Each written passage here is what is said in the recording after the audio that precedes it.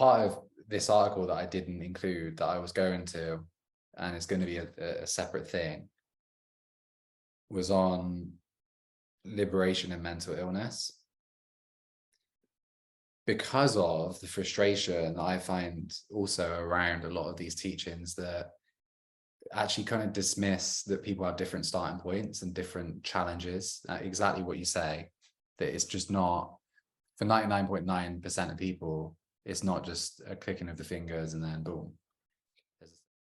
You know, the backwards law, like this Alan Watts talks about the backwards law. It's also quite a Taoist approach of like effortless effort or not trying. And I've experienced a lot of, again, like had different stages of awakening, a kind of tipping point from having managed, I would say, like managing the negative for a prolonged period of time. And then that did kind of just something switched. And then it was like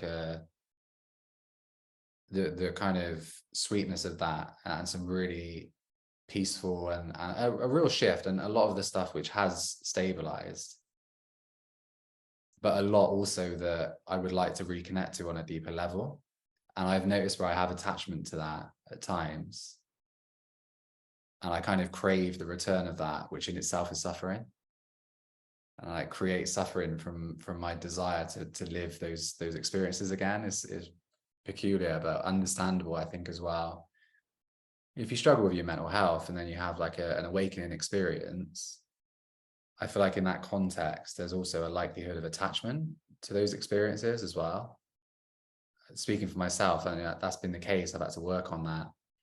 Even like experiencing joy, like I went so long without experiencing joy that when I started to have like heart-opening experiences, I'd want to just feel joyful all the time. Yeah.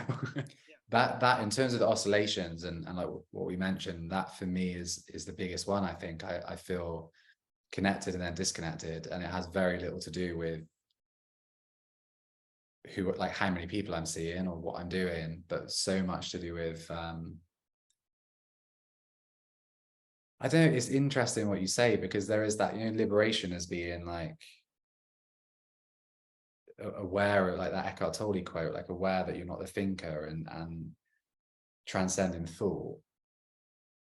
And I just wonder how much like metacognition on really subtle levels, because I've noticed this multiple times where I have a very subtle commentary or a very subtle concept that is so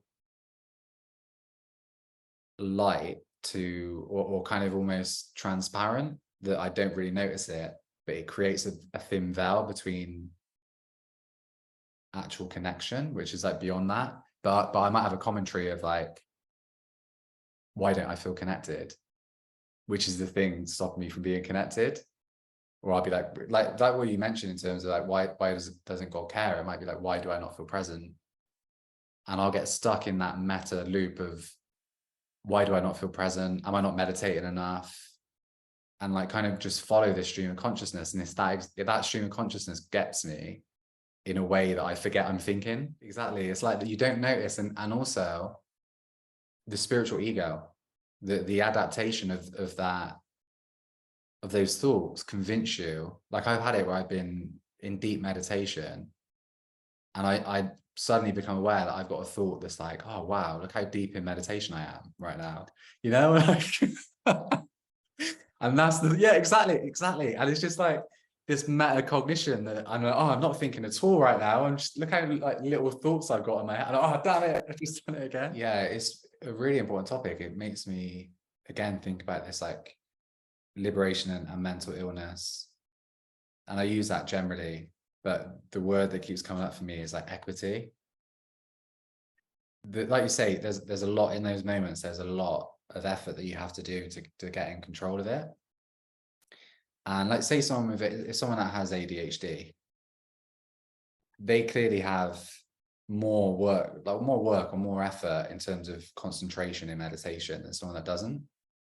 And I think to deny that is really unfair. Like there is that equity of someone with depression is more than likely going to struggle to have a joyful experience in meditation than someone without depression.